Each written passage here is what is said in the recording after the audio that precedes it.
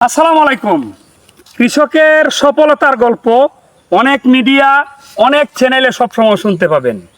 কৃষকের কষ্টের গল্প, ব্যর্থতার গল্প কেউ শোনায় না, কারণ ব্যর্থতার গল্প মানুষ দেখতে চায় না।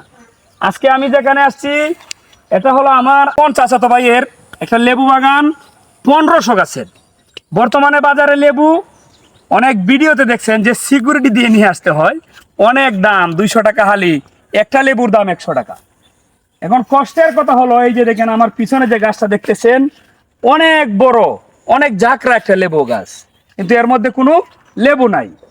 তার কারণ কি? এটার মধ্যে সঠিক পরিচর্যা, সঠিক খাবার, পানি সব কিছু দেওয়া হয়েছে, কিন্তু পর্যাপ্ত লেবু আসে নাই।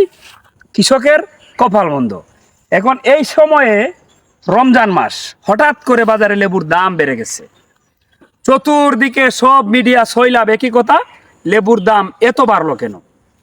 এখানে আমাদের কথা যে মাঠ পর্যায়ে কৃষক কি লেবুর সঠিক মূল্য পাচ্ছে, না বাজারে যাওয়ার পরে আড়তে পাইকারের কাছে গিয়ে লেবুর দাম বাড়ছে? এই বিষয়টাও খেয়াল করতে হবে। যারা এই বিষয় নিয়ে আলোচনা করেন, যারা এই বিষয় নিয়ে একেবারে পুরা বাংলাদেশকে তছনছ করে দিচ্ছেন যে লেবুর দাম কেন বাড়লো।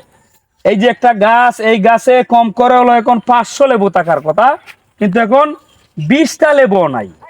কৃষক যাবে কোথায়? কৃষকের কান্না দেখবে কে? যদি বাজারে যেরকম লেবুর দাম, এই সঠিক দামটা যদি কৃষক পেত, তাহলে কৃষকের যখন 2 টাকা হালি 4টা লেবুর দাম 2 টাকা বিক্রি করতে হয়, যে লেবুগুলা লাল হয় ফেলে দিতে হয়, কেউ শরবত খাওয়ার জন্য নেয় না, তখন তার এই যে লসটা লাভের সময় পূরণ হয়ে যেত যদি কৃষক তার সঠিক দামটা পেত।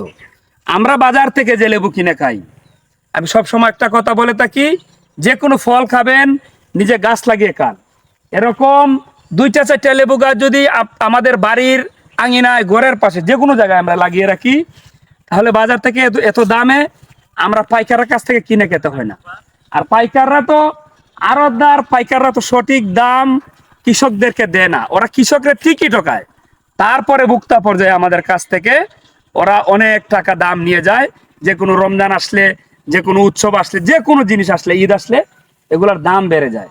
তো সর্বোপরি কথা হলো, যারাই এই বিষয়ে কথা বলেন, যারাই লেখালেখি করেন, কৃষকের মাঠ পর্যায়ে কৃষকরা কি সঠিক মূল্য পাচ্ছে কিনা সেই বিষয় নিয়ে কথা বলবেন।